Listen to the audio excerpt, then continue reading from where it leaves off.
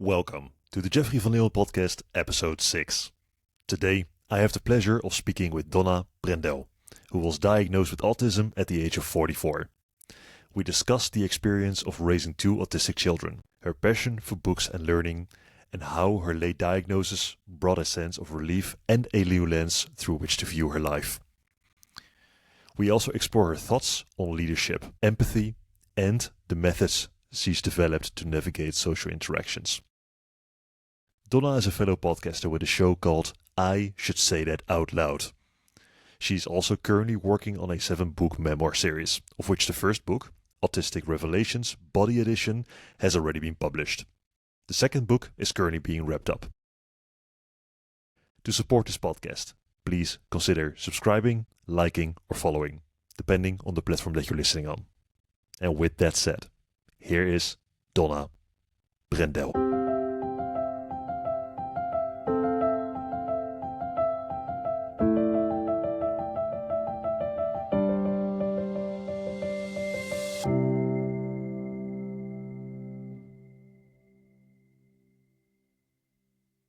Hi, Donna. It's so good to speak with you today. Thanks for coming on. Oh, hi, Jeffrey. Thank you so much for having me on. I'm so excited. It certainly feels like there's a lot of territory to cover today, so we might as well jump straight into the big topic, which is your diagnosis. You mentioned on several occasions that you felt relief when you received your diagnosis at the age of 44. Can you walk me through what led up to that point and why did it provide you with a sense of relief?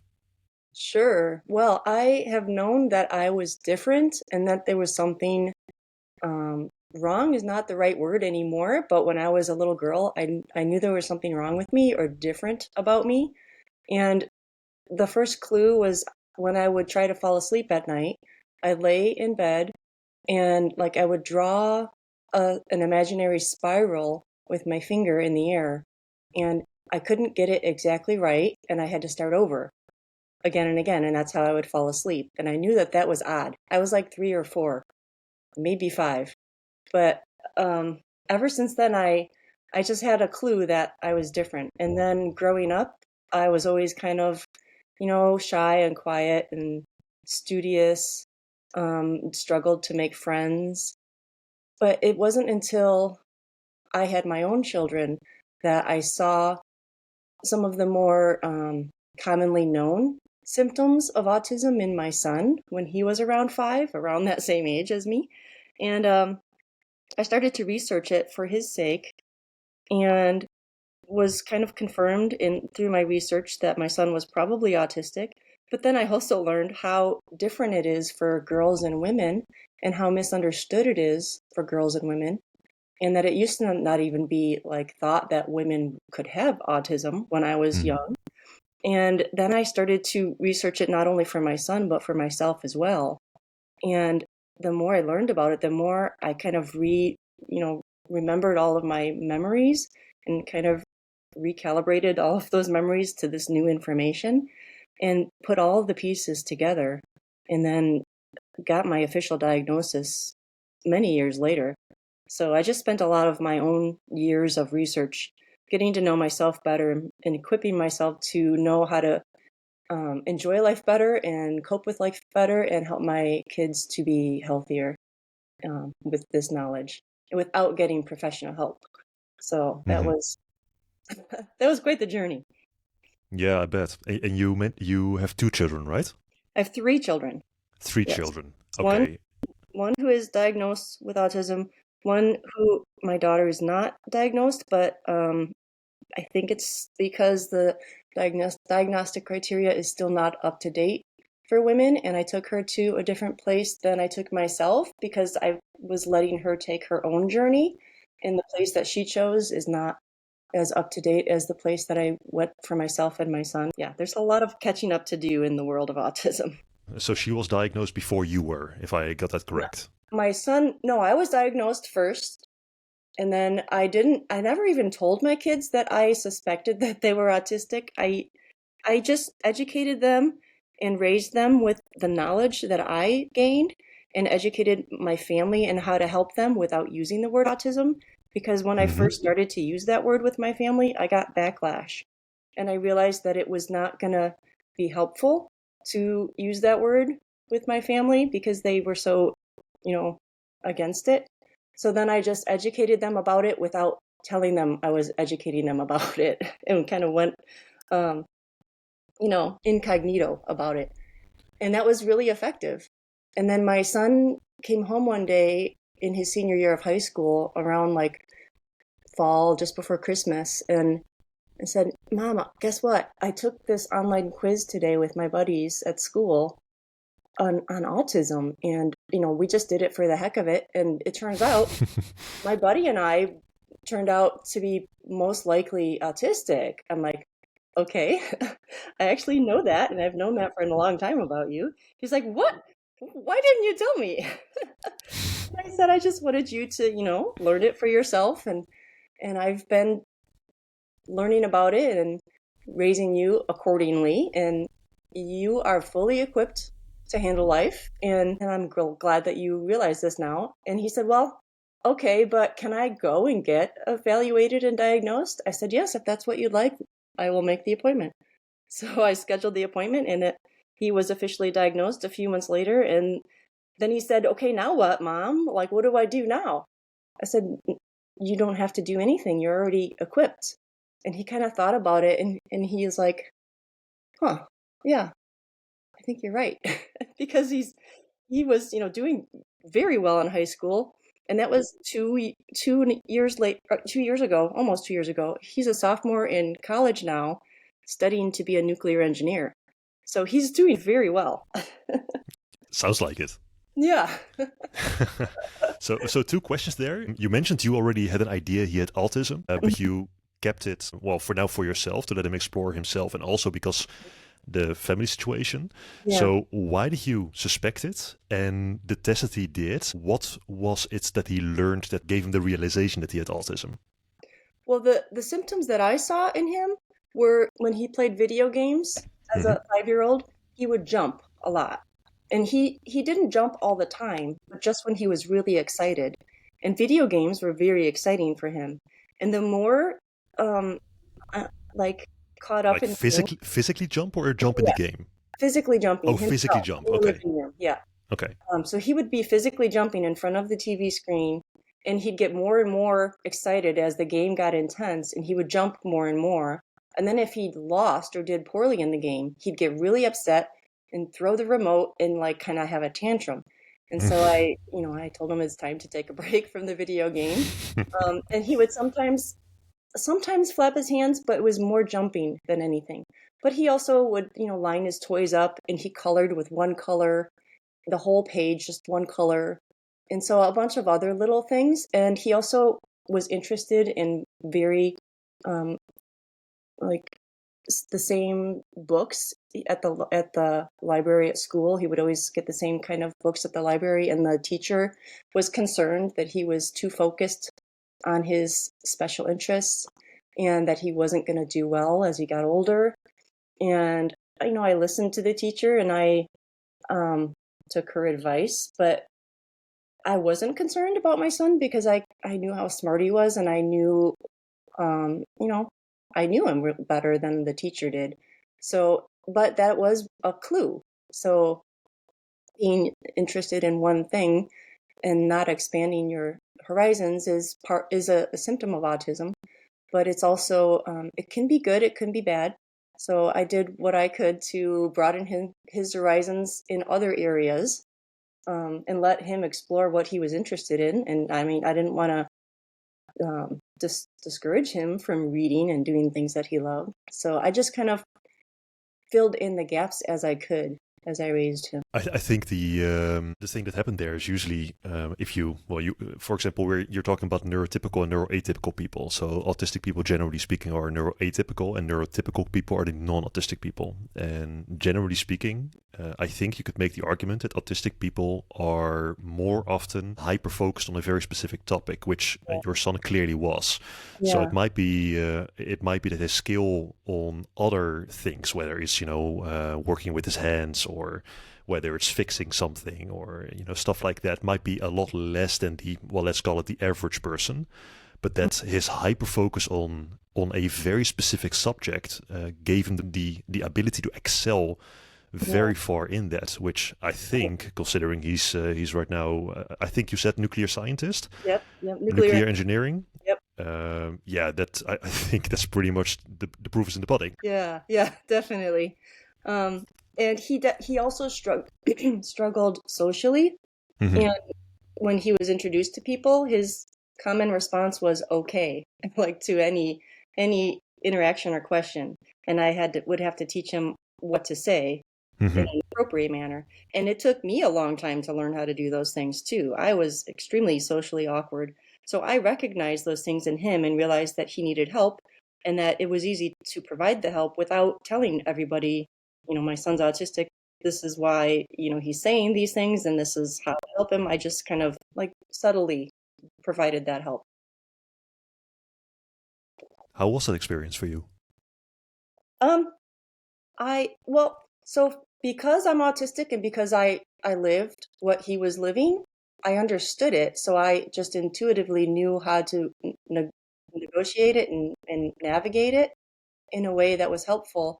And it wasn't stressful for me. It was kind of like I was going back in time and helping myself by helping my son, if that makes sense. That makes sense, yeah. Yeah. I was doing for him what I wished somebody could have done for me. And he was, how old is this at this point?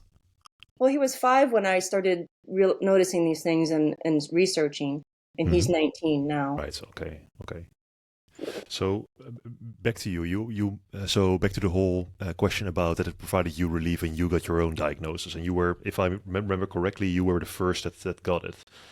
Yes. You mentioned that things all of a sudden started making sense. Mm-hmm. So pieces of information that you were missing pretty much and that provided you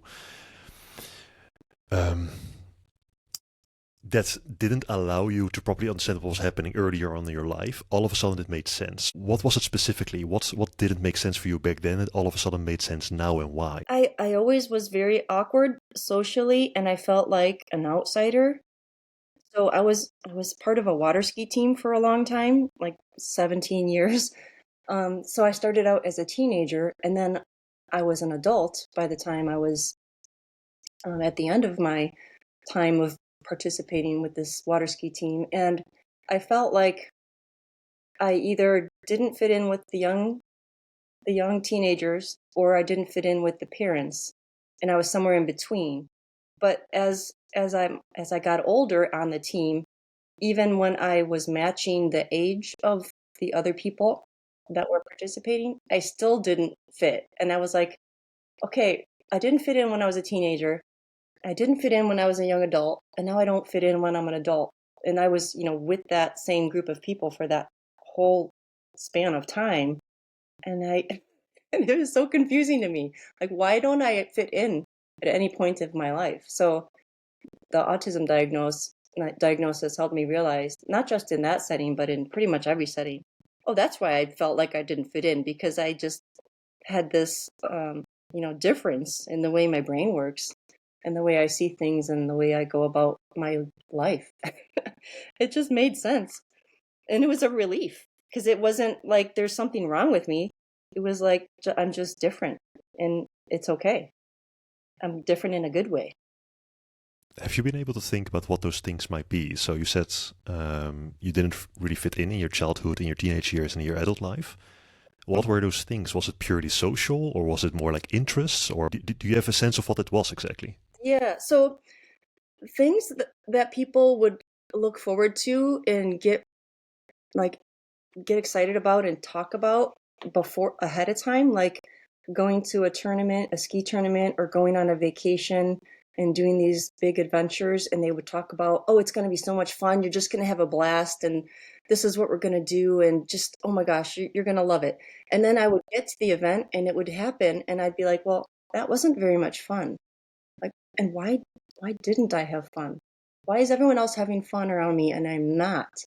So, and it's the same thing with my girlfriends in my adulthood, like going out with the girls for karaoke or whatever, hanging out. All the girls would be having a blast, and I'd be sitting there like very awkward, and this is not very fun. I don't like being in front of people singing. I'm a terrible singer, and how are you girls having so much fun? This is not fun. But that's why I love books because I have so much fun with books and everybody else has fun with each other. So that's my biggest, most obvious example. But that's just interesting, right? Because you have people that are naturally more extroverted and take Yeah. great joy in interacting with each other, and you also have people that are naturally more introverted or in general enjoy doing Hmm. stuff on their own, like play video games or read books. So Yeah. that's just an interesting that doesn't really instantly point towards autism. Hmm. Yes, it's a lot of the symptoms of autism are kind of normal things that Hmm. everybody experiences, but with autism, it's just all the time and heightened to Okay, a much more extreme sense the than focus. what, yeah, the typical person experiences. And that's what's so hard to explain and get people to understand. Because when I give examples, they're like, "Well, I experienced that, and I experienced that," but it's just the amount of times that we experience it and the degree to which we experience it is just so much more. Yeah, so the intensity of the interest is just way Yeah. higher. Yes, the intensity of the interest, but also for the sensory issues, the intensity of the sensory issues. So, like sensitivity to light or different fabrics or sounds. My daughter really struggles with sounds and she has to wear headphones. I don't have to wear headphones, but I have other sensory issues. And stims. So stimming is something that a person with autism does to help them regulate their sensory system, their um, nervous system. And one of my stims is tapping, and I tap my fingers and my toes and like squeeze or tighten certain muscle groups in my body in a rhythmic way, all of those things rhythmically that people don't really see or notice. But I do it all day long every day. And if I'm watching a movie and the movie is really intense, I'll do it even more. Right. Driving down the road and a song is on, I'll do it even more rhythmically to the song. And I don't even realize it until I realize it, and then I'm like, "Oh wow, that's kind of that's kind of a cool stim." And then I try to do it on purpose, and then I can't do it anymore because it has to be just a subconscious thing. Right, right. So the higher the emotion is, or the more intense you feel, the more intense it becomes. By the way, you mentioned books. I think you're quite a vivid reader, right? Yes, yes, I am. I'm trying to organize them right now into categories and what I need to read. I've read a lot of them, but I still have a lot that I haven't read or finished. And that's quite a big list for me. Any specific books that you're interested in? I have a lot of books on autism and I like Hmm. biographies and memoirs, but also like Temple Grandin writes a lot of um, nonfiction just to understand autism. But I have a lot of other biographies and period histories, and I like to learn about women who are related to important men in history, like John Adams' wife, Abigail Adams. I've read a few of her biographies. She's a fascinating woman. And the um, women like C.S. Lewis's wife and Bonhoeffer's fiance, that they unfortunately weren't able to get married before he was killed.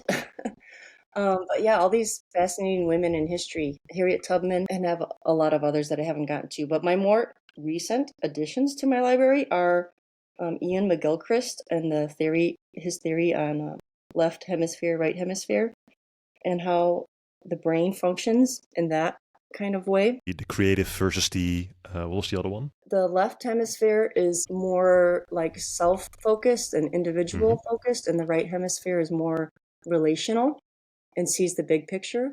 Left hemisphere is more survival and sees like the immediate and what's important to survive Right. and Yeah. doesn't see all the other things involved. And then the right hemisphere is more of a zoomed out bird's eye view. And you mentioned Temple Grandin. She was diagnosed with Asperger's syndrome, Hmm. which I believe, if I'm not mistaken, right now doesn't exist anymore because right now everything falls under the category Correct. autism in general, according to the DSM-5, which is the handbook for the psychological institution in the United States, if I'm not mistaken. Yep, that's Anyway, right. she was the person that made the slaughterhouses more efficient, right? Yes. Yep. She is. She called it that she can think like animals. She was looking what was disturbing the animals, the light, for example, above the door, and Yeah. making sure that they can't see each other. Yeah. Well, because people with autism have a higher sensory Mm-hmm. input, as I Mm-hmm. was saying before, and then so she would get down on the ground on the animal's level and just look around, and she would notice what other people wouldn't notice. Like you said, a light pole that would make a shadow, or somebody left a briefcase sitting there, and Right. Yeah. someone would like the flag would move and make a noise, and so she could see things and hear things that would distract the animals and get them upset as they're walking through on their way into the building. So she said, well, take that away and silence that thing, and let's simplify these things and take away all the distractions. Yeah, to make it more humane in the end. Mm-hmm. Yep. Mm-hmm. Then Yeah. the animals were more relaxed and Yeah. less freaked out. Yeah, which is a very good thing. A very interesting woman. Yes. I recently had a conversation with her on the phone. I sent her Really? an email on a lark, just wondering if she would reply, and she did. We had a wonderful conversation. Oh, beautiful. Yeah. My second book is about my career paths, and she was helping me think through my career paths and what I should focus on right now. Because she likes to help people in their career paths find what fits for them. And I've had a lot of careers, and my goal now is writing and podcasting and advocating for people with autism. And she was just kind of helping me look through my past to see where I'm going in the future. It was great. Did you manage to take any tips out of it that you have been able to incorporate in what you're doing now? Yes, she said, well, she gave a story. She told a story about a woman who put a card on her door who makes window treatments. And she said, I called her up and I hired her, and she made wonderful window treatments. And she said, that's what you got to do. You got to just knock on people's doors and put your card out. And so that's what I'm doing. Just doing the simple things that, we make it so complicated nowadays. Yeah, sounds quite effective. Yeah. She makes things so simple. So I believe you're wrapping up your second book right now, right? Yep. What is your first book about? Well, I'm writing a memoir series. It's 7 books in total. Wow. Right. Yeah. But I think in categories. And so I think of my life and my experiences in categories. That's the easiest way for me to organize my thoughts. Mm-hmm. And so I have 7 books on the different categories of how I've experienced autism. And it's called Autistic Revelations. And so then each book is a different edition of these Autistic Revelations. So the first one is Body Edition, and how I've experienced autism physically, and not just with the sensory issues that we talked about, but also have been very prone to injury, and I've had a lot of surgeries. And so I walk through all the different surgeries and injuries that I've experienced. And people with autism are more prone to accidents, and because we're less aware, I think it's that left hemisphere, right hemisphere, we're less aware of the dangers around us, and we kind of see the immediate right in front of us and what we're super interested in. And we get so honed in on what's right in front of us that we don't see the dangers around the outside, if that makes sense. So so that's the first book is about my experience with injuries and the things that I've learned about not just autism, but life in general through these different injuries and experiences in my physical experience throughout the years. The second book is on my career path, as I mentioned already. And what I realized, it took me such a long time to realize this, such a long journey, but I thought when I was younger that I was always in the wrong career. And I would struggle to communicate with my coworkers and my bosses. And then I just jumped to the conclusion that, oh, this is the wrong career for me. So then I switched careers and relearn something completely new and get excited about it. And then I would struggle with the communication part and I'd be like, oh my gosh, this is still not the right career. And then I'd start over with something else. So now I realize that it wasn't the wrong career. It was just the struggle to communicate, to tell people that I would work with that I don't know how to explain what I'm struggling with, and I don't know how to ask for help. And I don't know how to explain that I'm frustrated and that I feel like I can feel the stress in my body so much that I just can't go on in this job anymore. That's how extreme it would get, because it would build and build and build, and I didn't know how to explain it or verbalize it to anyone. And then it just got so big that I just couldn't do it anymore. So I quit and then start a different career. And that kind of jumps back to my first book, The Body Edition, because I was diagnosed with colon cancer when I was 38. So I have, like I said, experienced so much stress that I internalized and I didn't know how to explain to people that I was struggling with, that it just wrecked my body. So it not only wrecked my careers, it wrecked my body. So thankfully I've learned, like, this autism diagnosis wasn't just a relief, it was life-saving for my body and for my career path and for my sanity in so many ways. And just briefly, my other books that I haven't started yet, but I have the outlines for, is the third book will be Faith Edition, and then after that is Motherhood Edition, and Relationship Edition, Suffering Edition, and Travel Edition. And I don't know if you've noticed, but they're alphabetical. I didn't notice, but somehow I'm not surprised. Yeah, and you already answered the next question yourself. The next question I wanted to ask you is, I bet you're the kind of person that also has outlines for all the books, and I guess, yes, you do. Yep. I mean, they're Beautiful. basic, but yeah. And I can't wait to write all of them. I just want to start all of them right now, but I'm trying to pace myself. And the hardest one, I think, will be the second to last. Yeah, that's going to be my next question. Suffering. What do you mean by suffering? What is that for you in this case? Well, originally I was going to call that one Trauma Edition, but trauma is such a psychological or a therapy-based word.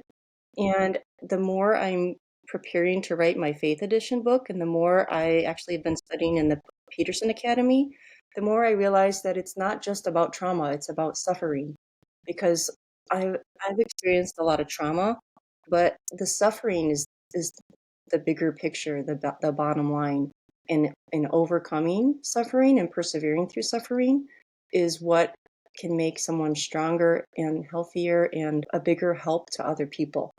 And if you can sustain the suffering and persevere through it, then you can do anything, basically.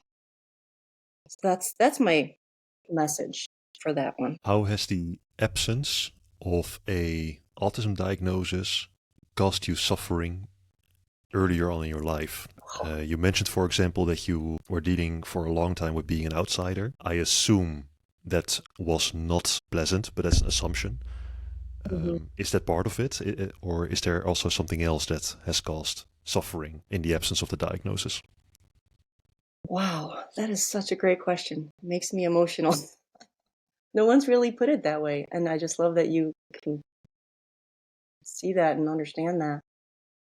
Yeah, it causes a lot of loneliness, because when someone doesn't recognize, especially before autism was even, when I was little, it was quite a while ago, and autism was not the big topic that it is now. Nobody even knew the word when I was a little girl, except for a few people around the country that were actually learning about it at the time. But generally, nobody knew the word. And nobody saw or noticed that I struggled. They just thought I was shy or quiet. And I was in speech class when I was in kindergarten and first grade. And my grandma would always, because I talked super softly and I mumbled and I didn't know how to say full thoughts. I would say like phrases or parts of a thought, and I couldn't get the full thought out of my mouth to make sense. And I knew that at the time, but I didn't know how to explain it or ask for help. So nobody understood me for many, many reasons. So I was verbal, but not very well. So, you just go through life struggling with people don't know how to help you, and you don't know how to ask for help. And it's lonely, and it's also a lot of missed opportunity. So books were my friend. Books have always been my friend. And I was very smart in school, but I didn't realize that I was smart, even though I was in honors classes, because I didn't have a lot of friends. And so I thought because I didn't have friends that I wasn't smart, because all my friends were smart. So even though I had a scholarship to go to college, I didn't go to college right out of high school because I couldn't figure out how to get housing. I couldn't figure out, the social piece and the logistical pieces, and I didn't know how to ask for help. So there's so many ways that it caused trauma and suffering, and that's just the autistic side. There's a whole bunch of other family parts that of trauma I went through. Like my mom died in a house fire when I was 10 years old. My parents divorced when I was 5. I was in a foster care kind of situation where I was raised by a woman who was not related to me for 6 years. And I call her my grandma, and she really is my grandma, but she's not related. She became my grandma as she raised me for 6 years. And she's the one that kind of helped me stop mumbling and talking so softly, because she would always say, "Stop mumbling. I can't hear you. Talk louder." But yeah, I was messy. I'm a twin. So my twin sister is very neat. And we'd sit at the kitchen table and eat soup.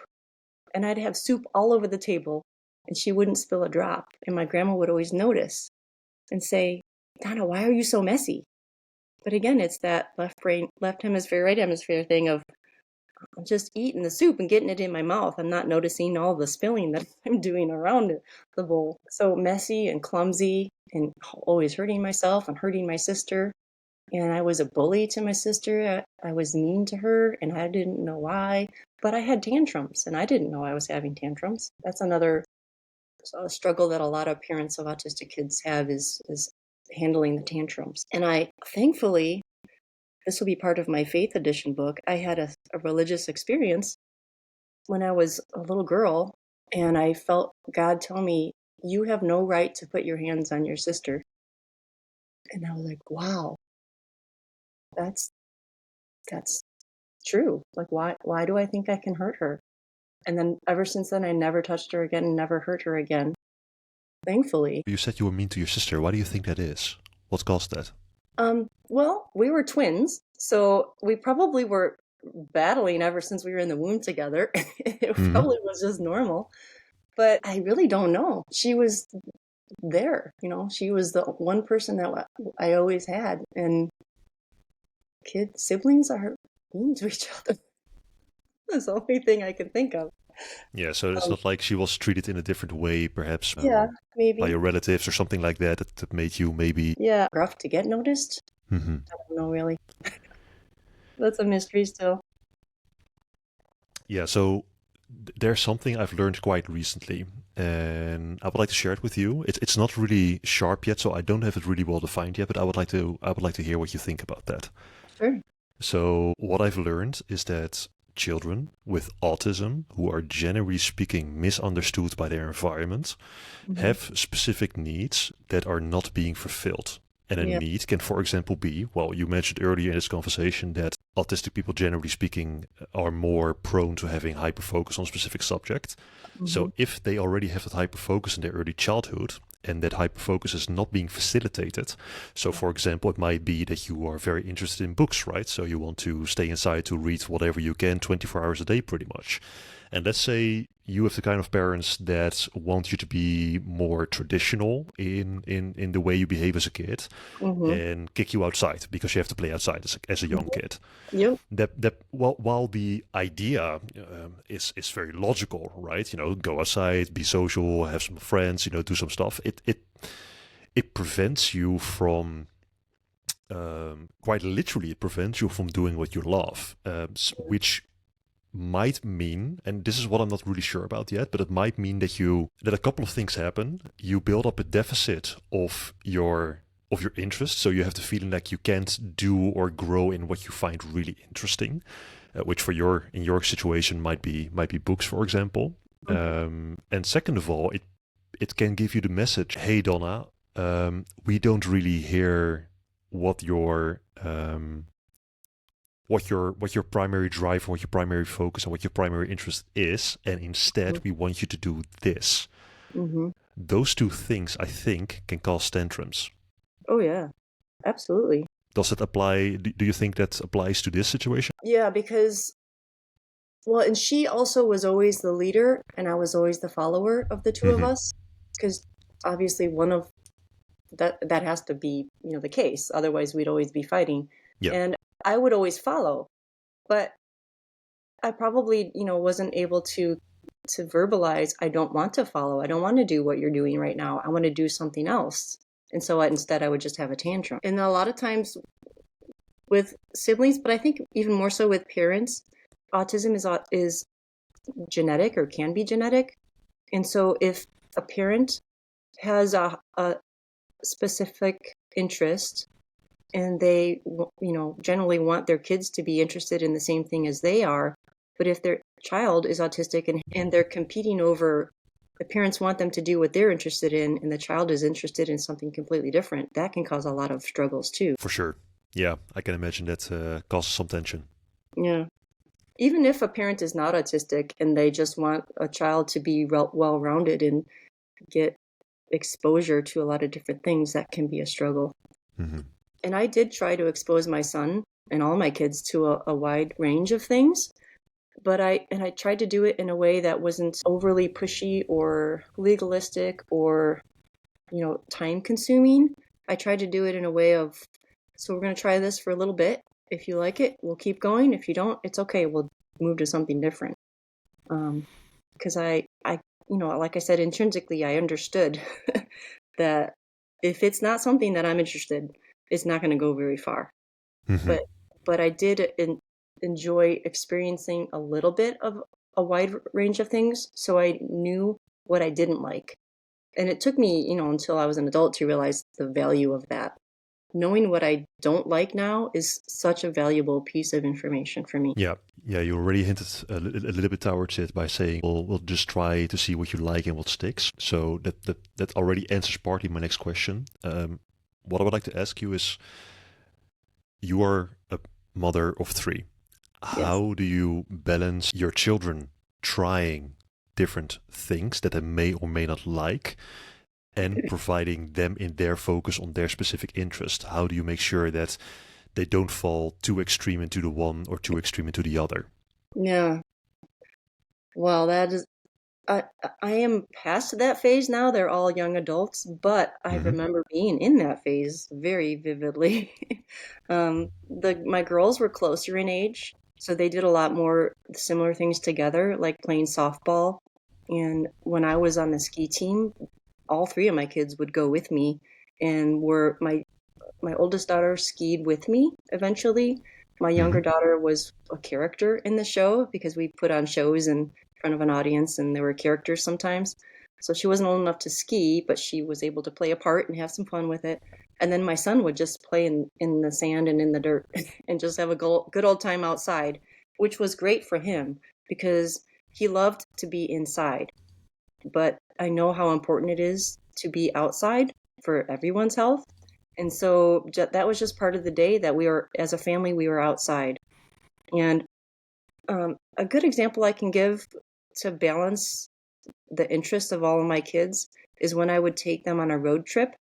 I planned very detailed in advance where we were stopping, where we were going, what events we were going to. I'd buy the tickets ahead of time. But I planned stops along the way that gave each of my kids special attention to their interests, and then also to my own too. So for one road trip, we went kind of like a raindrop from Wisconsin through Illinois down to Alabama, and then Florida, Pensacola, and then to New Orleans, Memphis, and then St. Louis, and then back home again. So all along the way, I made stops at the Louisville Slugger Museum for my daughters because they're into softball. We stopped at the Museum of, I can't remember exactly what it's called, but it's the Space and Science Museum in Alabama, Huntsville, Alabama. We spent a whole day there for my son. And now he's not just studying nuclear engineering, but he wants to go into nuclear propulsion for the space program. So that day was very important for him that we spent at that space museum.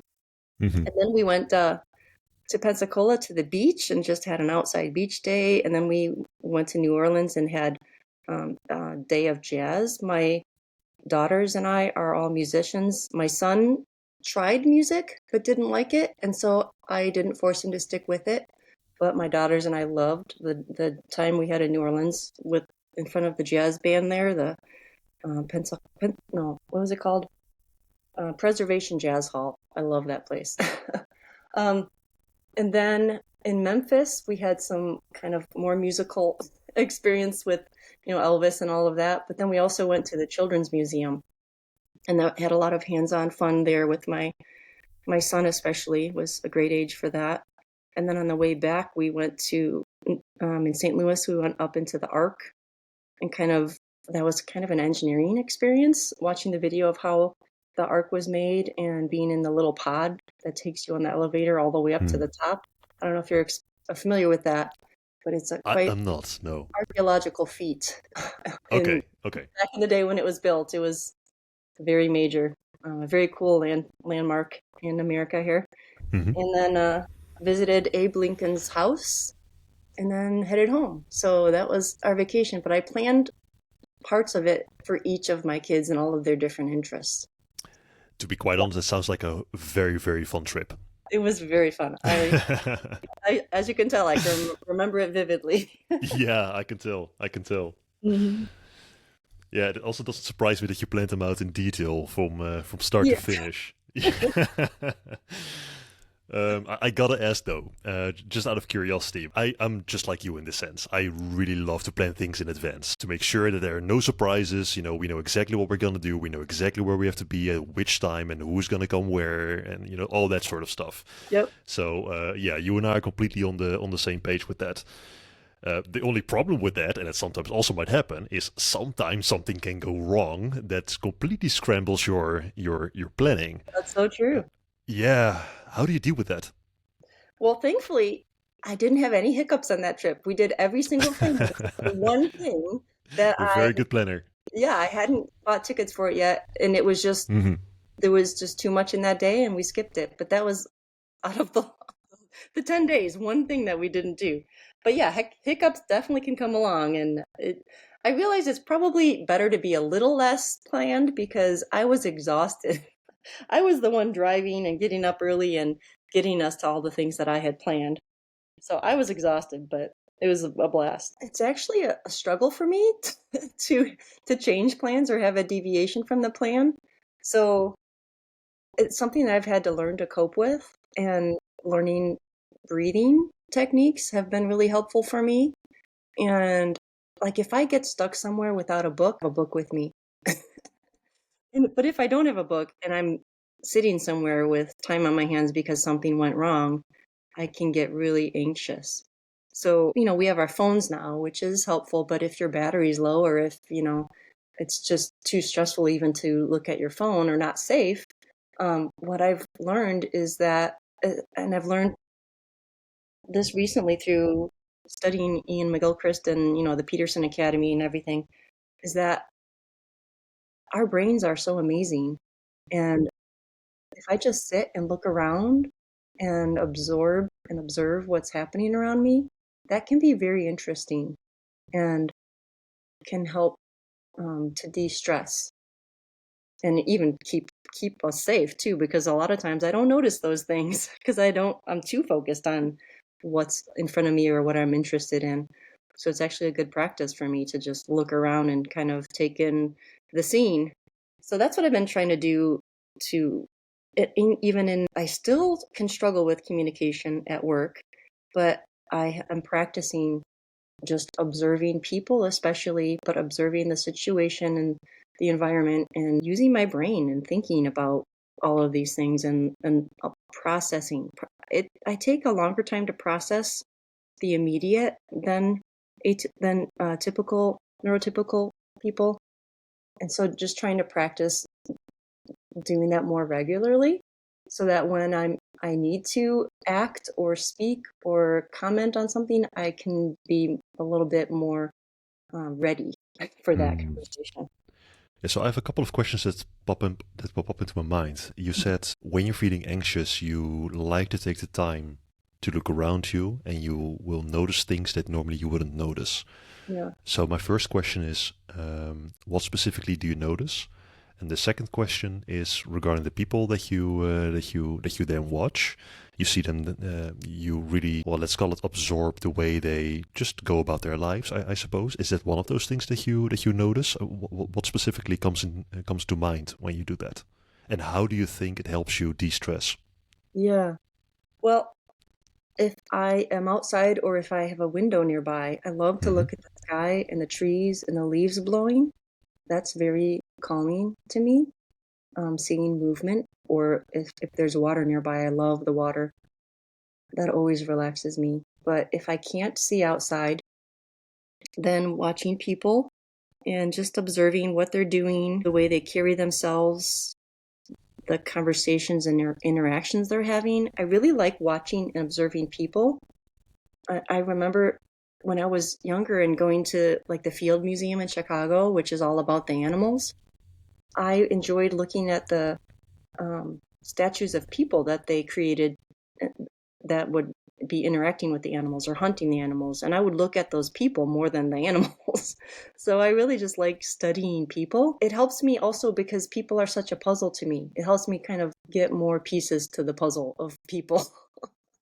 And the more I observe people through the years, the more I understand them and can relate with people and have conversations with people and realize that they're people just like me and they have their own struggles, even though if they're not the same as mine, they still have their own struggles and we can relate on some level.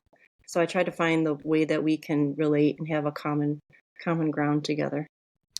And is your interest in people based around the idea of becoming capable in a social manner to interact with people?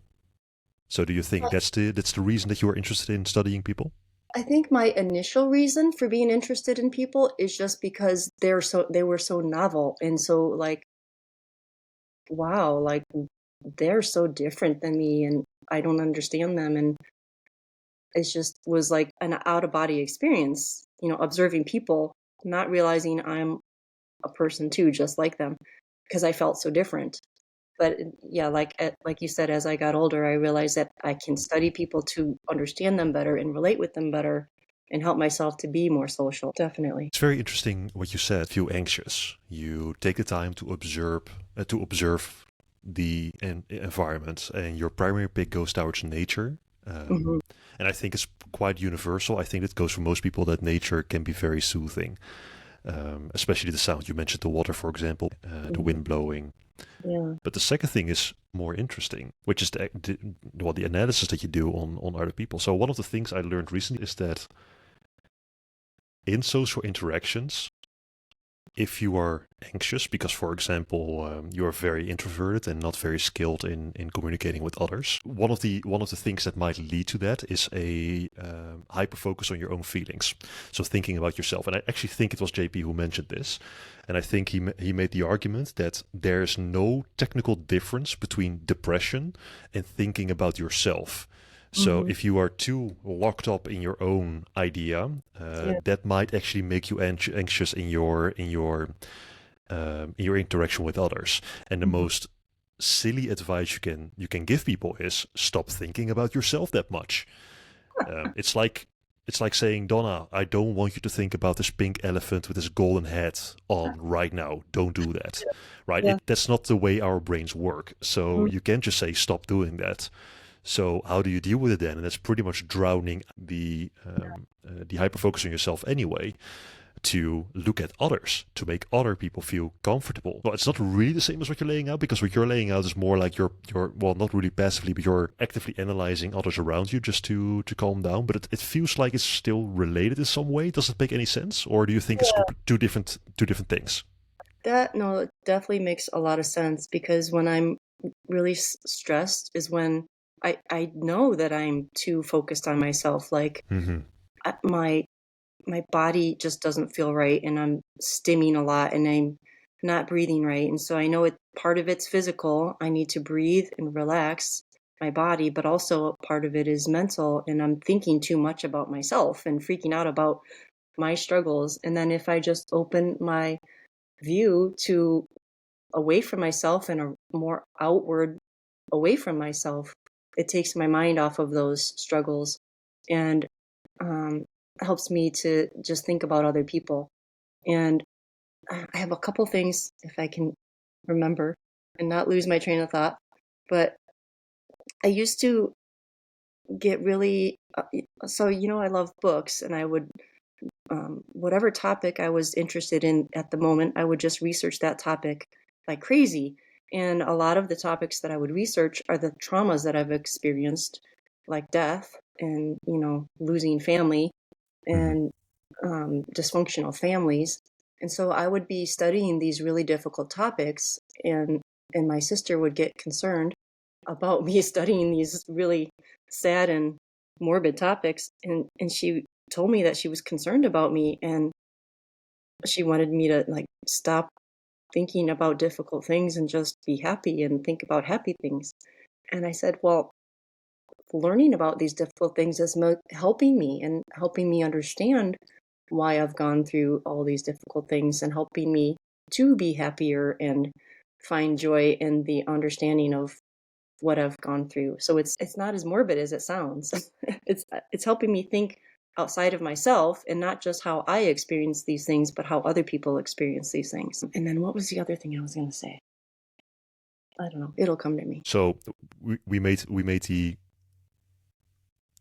the outline to thinking about others instead of thinking about ourselves, to alleviate our stress, which can really help in social interactions with others. And this actually may be a nice jump to another question, because you've mentioned in some of your podcast episodes, which is called I Should Say That Out Loud, that you use social tricks and masking to blend in socially. Could you tell Yes. me what you mean by masking, and what are some of these social tricks that you have applied, and how has it changed the way you interact with people? Okay. So masking means that I can't really be myself, or I don't feel like I can be myself around people I don't know yet, because I'm not sure if they're safe enough to know all my quirks and who I really am. So I kind of like try to blend in with what I think most people would do in a circumstance, in a situation, and not be awkward or weird. So I really am really quiet when I first meet someone or a group of people, and I put all of those observation techniques into practice and observe people, and then like just say a few things here and there, but not fully share my thoughts or my views on things, because I know it might not be safe, especially around high controversial topics, politics and religion and all that stuff. And Uh, safe from what do you mean specifically when safe, you say safe? yes, that is a really big word. So because when I was younger, when I was misunderstood the most, when Mm-hmm. I would try to say things and I didn't say full thoughts, and I would mumble and people didn't understand me, I would get rejected, by a look, by someone saying, I don't understand you. What are you talking about? And just losing interest. in what I was saying. So meaning that if I say something, I won't lose people's interest and they won't just walk away from me or stop Right. being Okay. friends. Yeah. Yeah. Yeah. Yeah. So it's hard to make friends when you're trying to just be safe all the time, because you can't make friends unless you put yourself out there. Because it took me a long time to learn this, and to learn that if someone doesn't like you for who you really are, then do you really want them to be your friends anyway? So maturity helps to learn a lot of these things. But Yeah. still, in a social situation, I don't want to bring the spotlight on myself because I'm different, and I know that if I'm just myself right away, it just is a distraction. And I have so many stories and traumas and things that I could talk about that would be very interesting for people to hear, but I don't want to distract a group of people from the fun time that they're having or the interesting event that we're at by me delving into all of my stuff. So I kind of just hold Yeah. back and stay in the periphery until it's like a more one-on-one intimate setting, or I know that it's a safe person or a safe situation. Yeah, and that is also the thing, because if you are thinking constantly about what makes you safe, you automatically focus on yourself again instead of the other person, Yeah. and then the whole idea of it's hard to make friends comes forward really quickly, because the best way to make friends is to make the other person feel really comfortable with you, which is very Right. hard to do if you're focusing on yourself. Exactly. Yeah. Yeah, so it's like a vicious circle that you have to break out Yeah. of. Yeah. Exactly. I actually learned, this is the other thing I wanted to say earlier. I learned Hmm. how to talk to people more comfortably when I was a director at a pregnancy center, a crisis pregnancy center, and I had a list of questions that I would have to ask everybody that I would meet. And I realized, oh, I can apply these questions to my regular life and just learn how to talk to people just by asking them, what's your name? Where are you from? Why are you here? How's your day? Just all these simple questions. I realized these are great. I'm going to take these with me and use them all the time. So that job really helped me learn a lot of social skills and how to be safe with people and, get to know them so they know that I'm safe and they can get to know me and we can build a little relationship. Yeah, for sure. And you mentioned that you are more comfortable when you have a one-on-one conversation. Yes. Is that still the case today? And how are Yeah. you doing in group settings? I'm still like a quiet wallflower in group settings until Check.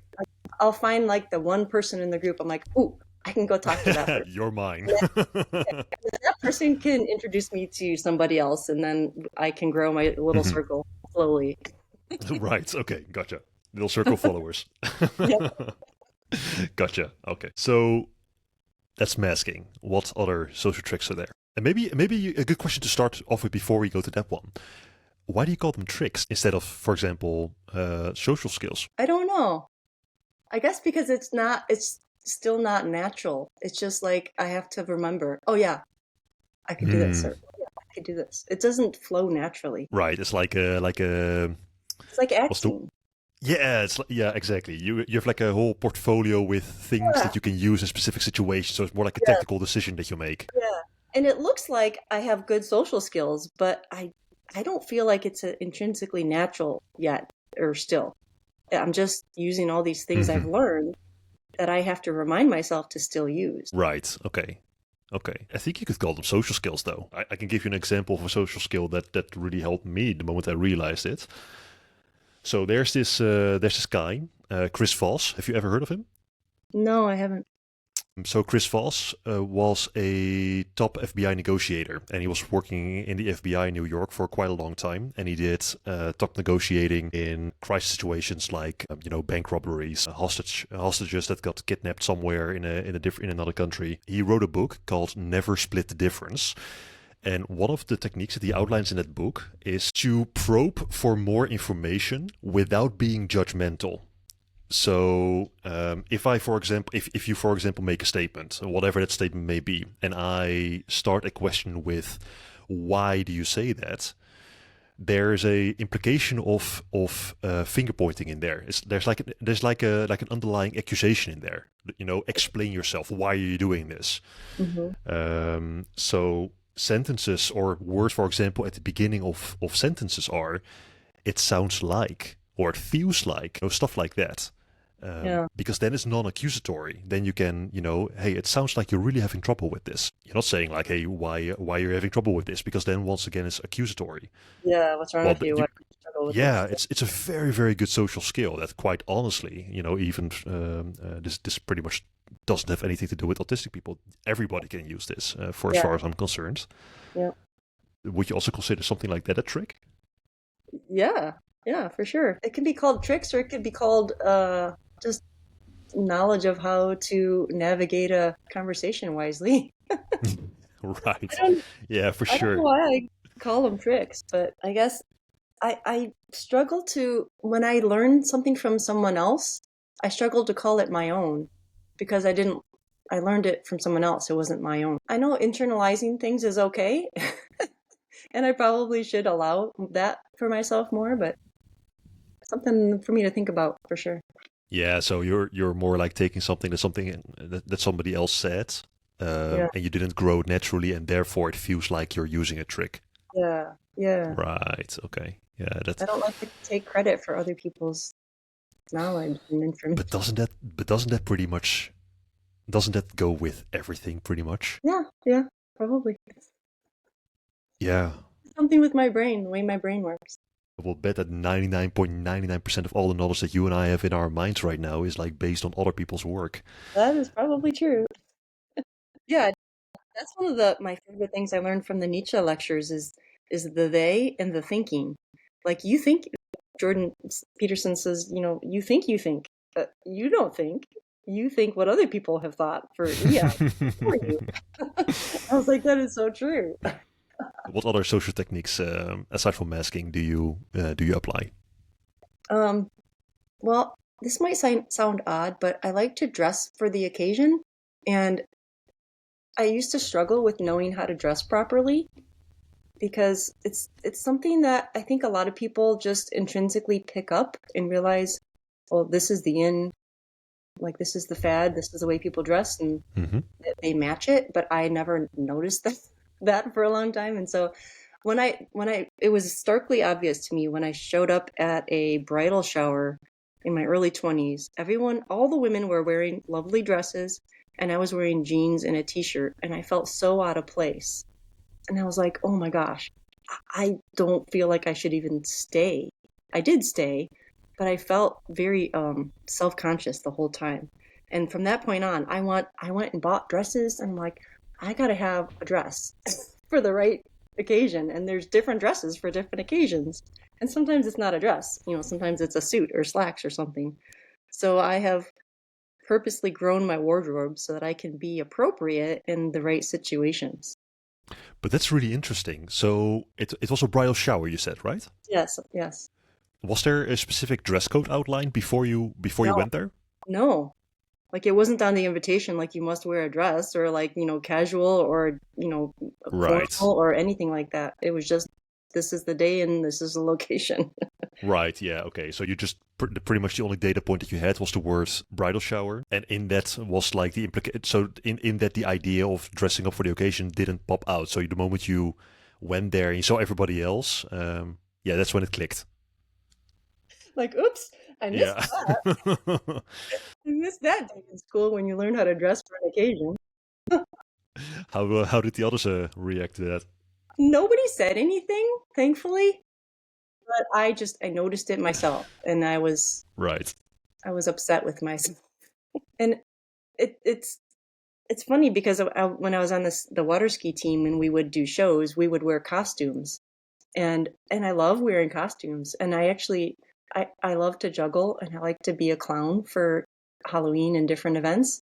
And I think sometimes when I'm dressed nice for an occasion, it's not that I'm just dressing nice. It's kind of, I'm wearing a costume, and I want to look right for this occasion. And I want people to not think I don't know how to dress or how to handle myself, or that I'm less than, which is how it can feel sometimes if you're something as simple as that is just not dressed right. Yeah, yeah, for sure. Okay, so we got masking and we got dressing for the occasion. Or anything else?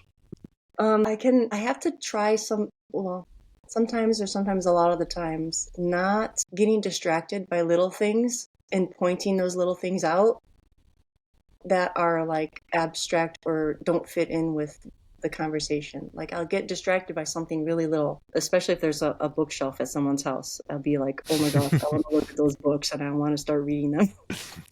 And I have to not go over to the bookshelf. Otherwise, I will not interact with any people. Or it could just be a color in the room or, something little that I could just get really distracted with and not even listen to what people are saying anymore. And then I just get completely removed from the social aspect of things. So I have to try really hard sometimes to not be distracted by things and colors and books. And you also mentioned mirroring behavior. Yes. Yeah, that's been that one I definitely call a trick still. Okay. I think that's a trick that I will still use just until I know if it's safe to be me and to relax. And what is mirroring behavior in this case? Is it like the signs that people make with their hands, the way their intonation in their voice? What is it exactly? Well, like if everyone's standing, I'll stand. If everyone's sitting, I'll Right. sit. Okay. Even if I want to sit or stand and everyone else is not doing that. Or talking about the same keeping the topic in line with what everyone's talking about. I'll probably want to talk about something different, but I'll stay on topic with what they're talking about because that's what they're talking about. I can't think of anything more specific than that at the moment. I don't know. It's kind of abstract thinking of mirroring people, mirroring hand gestures or facial expressions. That's a good one because I used to not show much facial expression at all. And my dad would always comment, like I would smile every now and then, and he would really light up if I would smile. And then I asked him once, I'm like, do I never smile? He said, well, no, not really. So then I started to smile all the time. I'm like, smiling's important. I need to smile. And it would be forced, And it wasn't until it took me a long time to smile naturally and not force a smile. Now I smile all the time and it's real. And I don't know how, it slowly transitioned to now I can show facial expression and it's not forced and it's not awkward. But I still can find myself being so focused in a new situation or a new group of people that I know intrinsically that my face is kind of like stone in the moment. And I'm like, oh my gosh, I gotta relax so my like facial expression can show. Because if I'm not relaxed, it's like I'm just so focused and serious that I can actually scare people. And my gaze, my eye contact can be so intense. That's the other thing with people with autism. A lot of, especially boys or men, struggle with eye contact. But women don't struggle with it as much. And I remember learning about how important eye contact was at one point. And once I learned that, I started purposely giving people eye contact. And I didn't realize like eye contact, there's an art to eye contact. It's not staring. I thought eye contact was staring. So I started to stare at people and they'd be like, holy cow, Donna, you are so intense. And I'm like, what am I doing it wrong? Yeah. Without blinking. Not blinking at all. Yeah. And I had to learn, looking away once in a while is probably a good thing. Yeah, might be a good idea. Yeah. So mirroring people it's not just mirroring them. It's like learning how little or how much to copy someone and what they're doing. Well, it sounds to me like it's working. Yeah, I've grown in a lot of these things over the years, definitely. It's been a comical journey, for sure. What have you done over the last couple of years that helped you with this? The different jobs that I've had in actually working with the public and going through trainings to learn how to work with the public and how to interview people and how to talk to people has been super helpful. So even though my career path has been so crazy and winding, it's helped me to grow in a lot of these social skills and just having a better daily life and enjoyment of life. And then more recently, I've been working on doing more of what I actually enjoy and kind of taking off the mask and not trying to do what everyone else wants me to do, but like I want to write and I want to learn how to be a better podcaster. And I'm still struggling with the podcasting part because I'm kind of mirroring other podcasters and not doing it my way, and trying to find my way of podcasting is really awkward. I don't know what my way is yet, and I'm trying new things all the time, and it's so sporadic and it's constantly changing. And I know that's not good for growing a listenership because I might interest some people and then they lose interest because I change my format and Yeah. it's not consistent. So that's a struggle for me. But at the same time, it's really fun too. So right before we started recording, I've listened to a couple of your podcast episodes, and they were not back to back. So not in the sense of like I did not episode 1, then 2, then 3. I just picked a couple that seemed interesting to me, and they seem pretty consistent to me, to be honest. Okay. Good to hear. Yeah, but it's actually quite fun to listen to, and it comes over as really authentic. It comes over as you. So I don't think you should worry that much about sticking to a very specific form or doing something that a lot of people find interesting. To be quite honest, I really enjoy them, and I don't know if you realize this. I also found them quite funny actually. It's very lighthearted, and at the end of one of these episodes, I don't know if you actually noticed or if it was a mistake or intentional on your side. But at the end of one of the episodes, you were like almost jumping in excitement that you recorded 20 minutes. Yep. That was pretty funny. Yeah, I left that in on purpose because I found it funny myself. Yeah, for sure. I think those things for sure keep doing that. It's really enjoyable to watch. 100%. Yeah. Thank you. Beautiful. All right. Let's make a small little jump, but not too big of a jump, because right now we were talking about social skills in general. So techniques that you could apply. But in some of the episodes, you were also pondering about leadership and what it means to be a good leader. So from your experience, both as a leader yourself and from having worked at companies where obviously there are leaders available, what qualities do you believe constitutes true leadership? Oh, that's a good question. What I found helpful for me in becoming a leader, and I just found it so odd that I ever was a leader, but I kind of had to accept the fact that I'm a leader because I kind of was in denial of it for a long time. I realized that I was a leader when I was in band in high school, and my band director wrote a note to my parents once on one of my report cards. He said that Donna is quietly becoming a leader. And I was like, what does that mean? But then we would have these solo and ensemble contests every year, and I would be involved in a lot of ensembles. And one of them was our group section. I played trombone. So I was the trombone section leader, and I took our whole trombone section. We worked on a piece, and we were very diligent in our practice and got a lot better. And then we were in front of the judge and performed, and he gave us his feedback. And I'm like, uh-oh, what did I do wrong? So I like shyly raised my hand like, me? He's like, well, you know what? You took an average group of trombonists and you turned them into a stellar group. And I was like, oh. I was like, how did I do that? But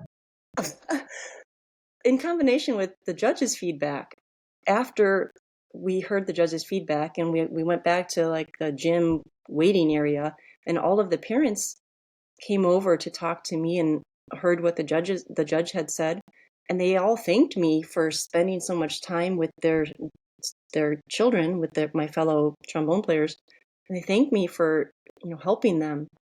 And I was like, I didn't even realize it was like nothing to me. I enjoyed it, and I was like, oh well, you're welcome.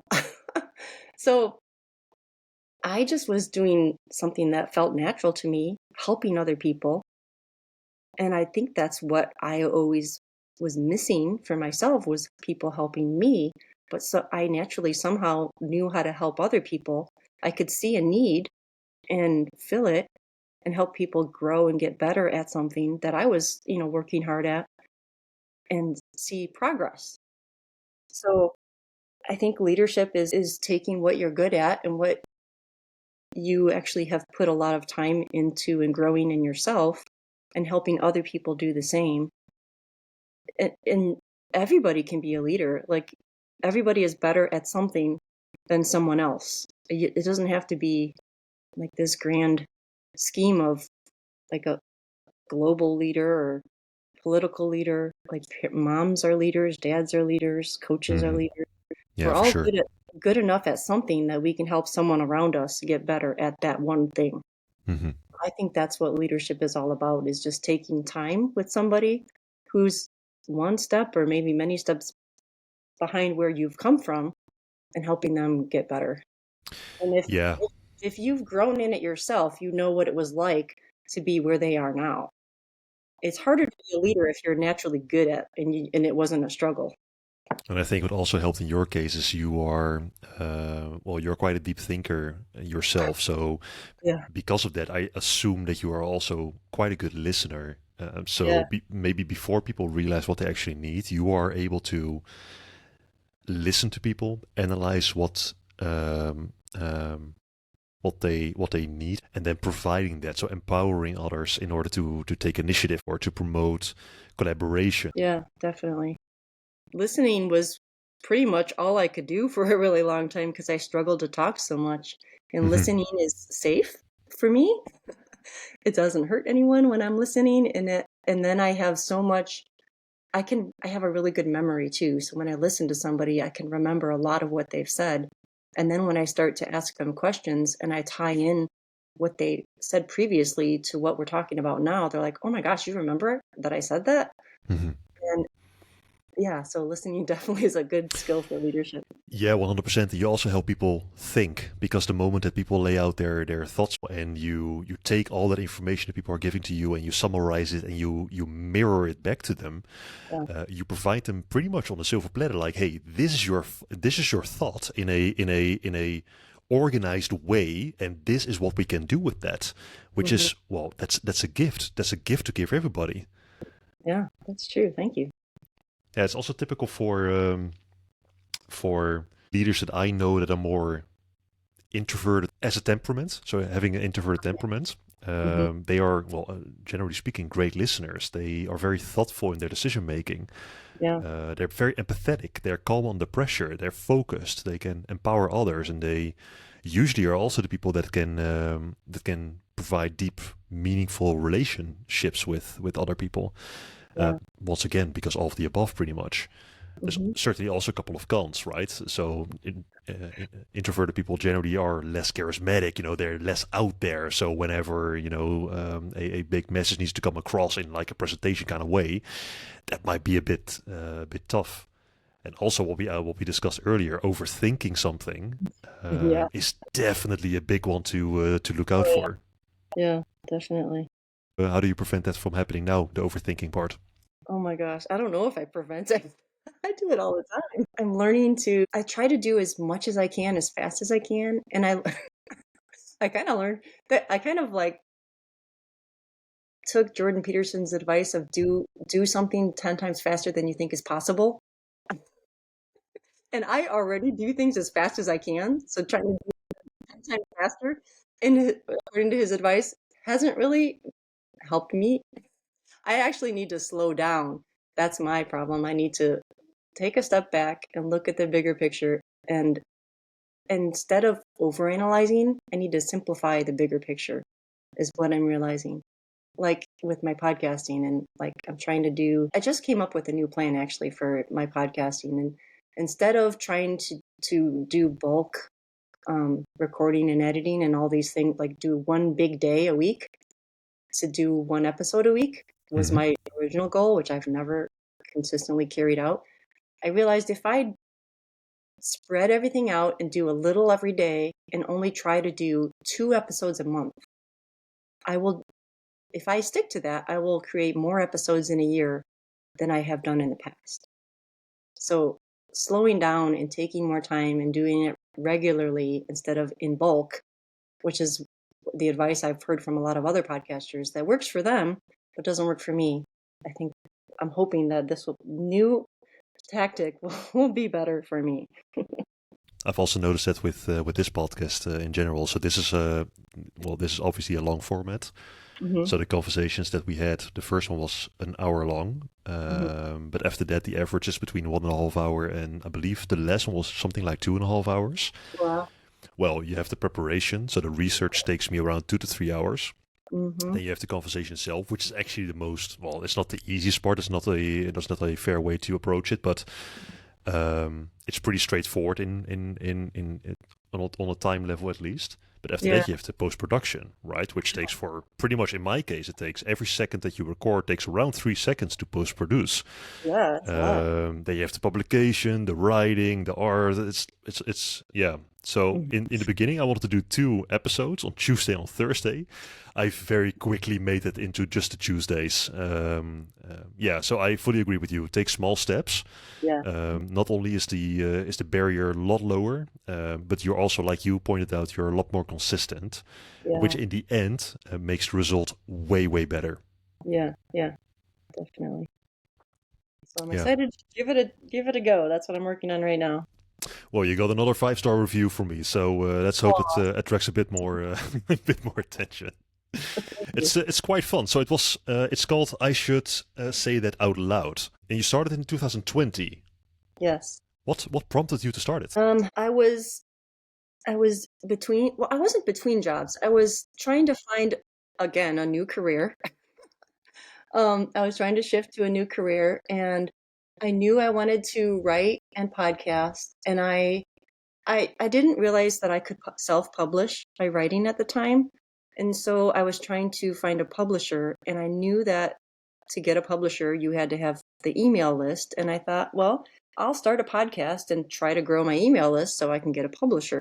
Mm-hmm. So that's why I started the podcast. So I could grow my email list and get a publisher. I haven't even started my email list. I'm finally just now working on my email list, but I've self-published my first book, so that kind of is not the purpose anymore. Now it's just kind of fun and just part of my overall platform. But that's why I started it originally. That's one of the developments I'm really happy with myself. So the power that publishing companies had back in the day, because they could literally decide if your book was gonna be sold, yes or no, right? Yeah. And I read, for example, the memoir by Stephen King.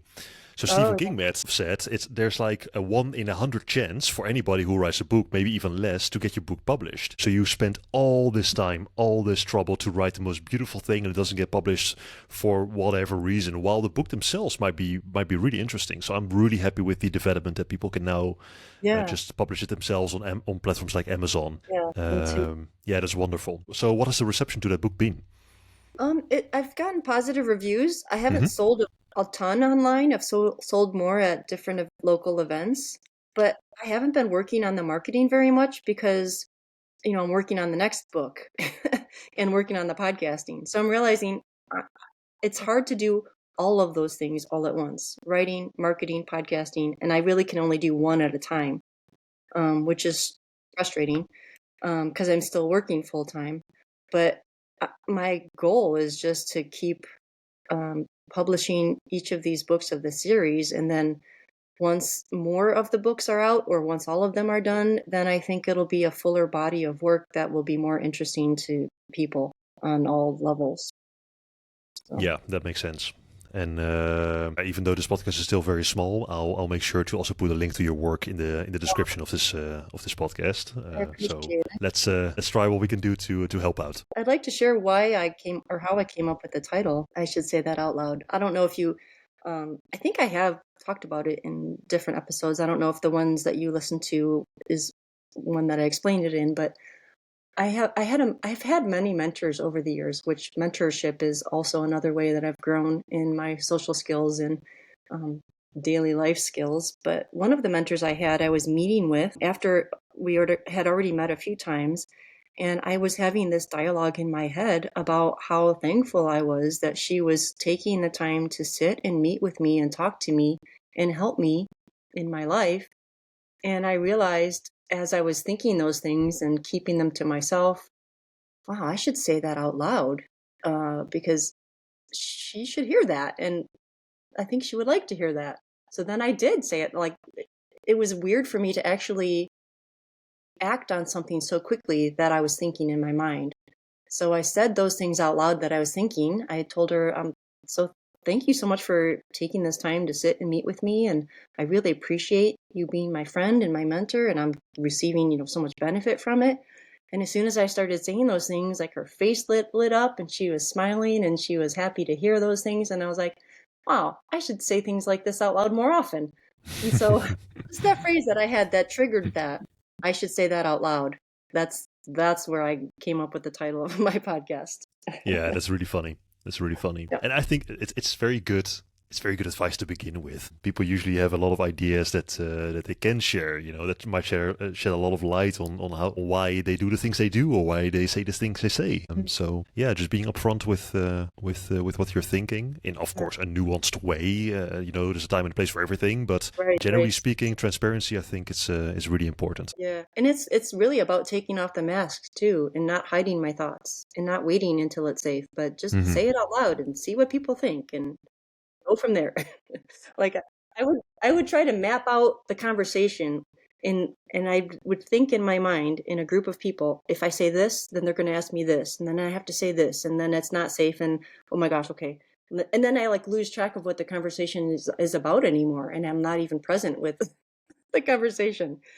So I had to learn and practice to not navigate the conversation in my mind, but just stay present with the conversation, and even just say the tiniest little thing in response, and that can lead to another thing, and then another thing, and then I can navigate it as it's being said out loud. All right, Donna, reflecting on your journey from your early life through your late autism diagnosis and to your current endeavors, what message or advice do you have for people that are on a similar path? Oh, a few things. I think the biggest piece of advice I have is to not be afraid of the diagnosis, or not let it be a stigma in your family, and don't avoid it or deny it, because it doesn't make it go away. And learning all you can about it, maybe not in an obsessive way, but researching, finding experts that can help, whether it's professionals or authors or podcasts, because I know the waiting list for professionals is very long and frustrating, but there's a lot you can do in the meantime while you're waiting for those professionals. It can really help, whether it's your own children, whether it's yourself as an adult. And if the people in your family or your friends are not safe to talk about these things, if they're not accepting of it, then there are plenty of people out there who are safe to talk about it, and find those people and grow with those people. And then kind of what I did with my son is, if there are people that are important to you, close to you, that it's not safe to talk about autism, talk about it without using the word autism. Just talk about it in a way of saying, this is what would help me. If you would approach, my struggles in this way, this is my struggle, and this is how you can help me with it. That's how you can advocate for yourself or for your children without even using the word autism. And it might take time to figure out what the struggles are and how to communicate in that way. But just observing yourself, your children, people around you, and maybe taking notes and writing some things down, and slowing down in life to observe those things and asking questions. I learned a phrase recently for one of the kids that I work with that's been helpful, is teaching him to say, or to realize, there's something wrong in my body, or there's something wrong in the environment. I don't know what it is yet, but I need some time to think about it or process it in order to avoid a tantrum or, escalation of the struggles. So I guess that detective work and observation of self, observation of those around you, and just accepting that it's very much more common now and much more understood, but there's still a lot of stigma. And the more you can learn about it, the better. All right. Well, you seem to be doing very well. The podcast is very fun. Keep doing that. Thank I'm you. Thank certainly you. going to check out the book as well, and it was absolutely lovely to talk to you, Donna. Thank you so much. I appreciate your research and your wonderful questions. Such a great conversation. Absolutely. Thanks a lot, Donna. Take care. Thank you so much. You too. And with that, Donna Brendel has left the conversation. You can find Donna's first book, Autistic Revelations Body Edition, in the description. There, you'll also be able to find links to her podcast. Thank you for listening. Take care.